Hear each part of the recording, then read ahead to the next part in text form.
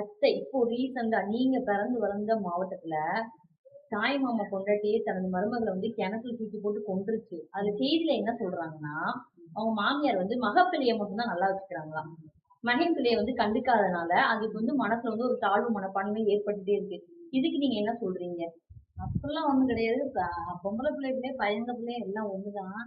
பையங்களோட பிள்ளைக நம்ம கைக்குள்ளயே வச்சுக்கிறதுனால அதிகமா பாசமா இருக்க மாரி தெரியும். ஆனா அவங்க வந்து ஆ மகப்பிள்ளைய தான் வந்து நல்லா வச்சுக்கிறாங்களாம். மகன் பிள்ளைய அது வந்து நல்லா வச்சுக்கலையாம். அடிக்கடி கொஞ்ச நாள் கழிச்சு வர்றதுனால அதிகமா பாசமா இருக்கிற மாரி அது மேல பாசத்த காட்டியிருப்பாங்க. அது அவங்களால ஏத்துக்க முடியல. அப்படி இருக்கக்கூடாது.